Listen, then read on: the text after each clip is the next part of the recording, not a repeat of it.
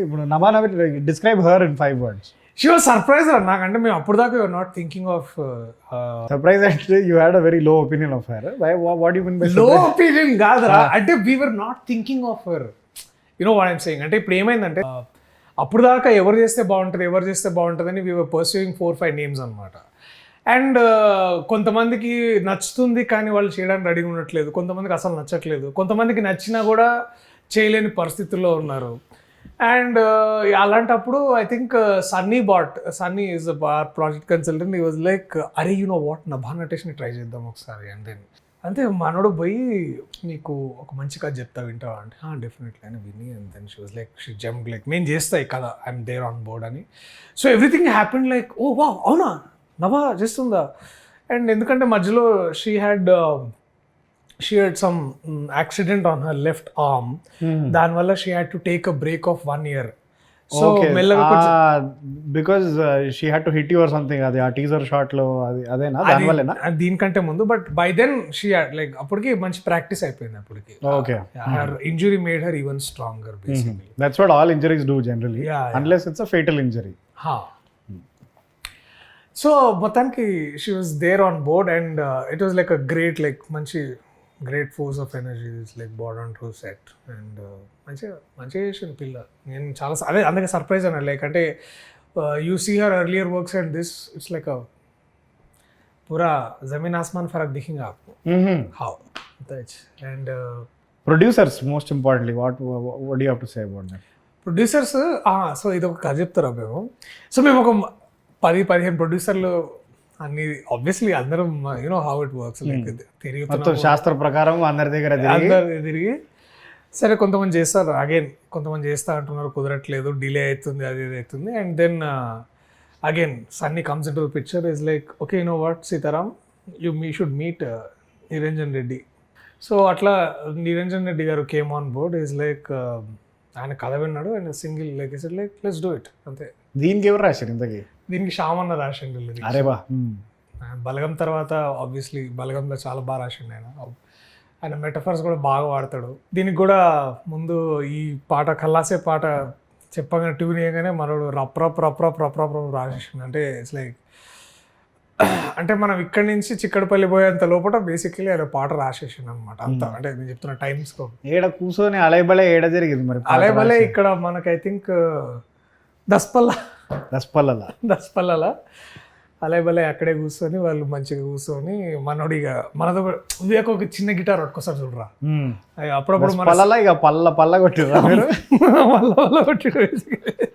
టింటి కల్లాసే కల్లాసే మమ్మని ఏదన్నా కల్లాసే కల్లాది బతికే కల్లాసే కల్లాస్. సో అది మ్యాజికల్ ఉండేది ఆ session. It was like you remember ఒకసారి నువ్వు నేను మీ ఫ్లాట్లో కూర్చొని తాగుతుండేవు అప్పుడు బంజారాహిల్స్లో ఫ్లాట్లో. ఐ థింక్ నీ బర్త్డేకి వచ్చినాం అనుకుంటారా. మనోడు అది ఆ సినిమాది ఒక పాట పాడిండు అతిశయ పరిమానంద అట్లాంటి సెషన్ రా అది. దట్ వాజ్ నాకు అదే ఆ రోజు అదే ఆయనతో అన్ని సెషన్లు అట్లనే ఉంటాయి కానీ ఆయన ఆ మూడ్లోకి రావడమే చాలా ఏమంటారు it takes time but when he's in his element he's like ఏదో ఒక కొత్త ఒక వైబ్ తీసుకొచ్చిండు అసలు. అది నాకు మస్తు అనిపించింది.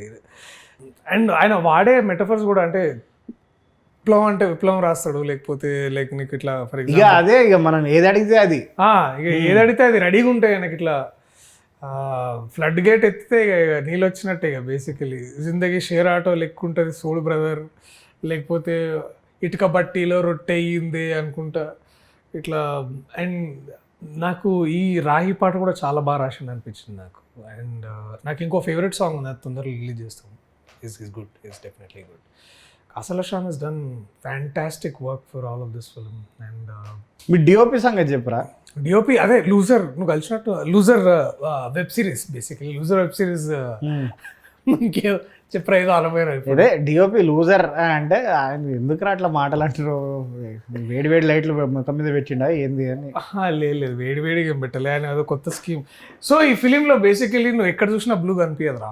ఎందుకట్లాగా? ఆయన హీ వాజ్ లైక్ ఈ సినిమాలో మనం బ్లూ వాడొద్దు.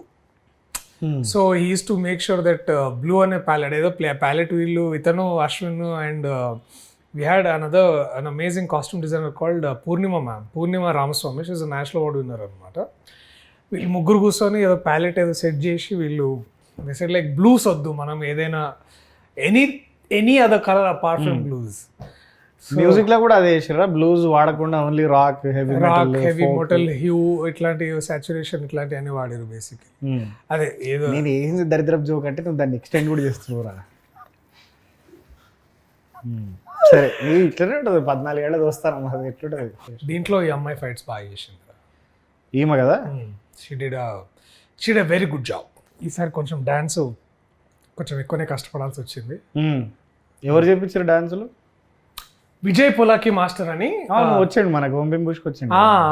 అండ్ అతను అదే మన పుష్ప కూడా చేసి, పుష్ప 2 చాలా చిల్, ఆయన మంచి చిల్ క్యాండిడేట్, ఆయన వెరీ హార్డ్ వర్కింగ్ అయ్యి.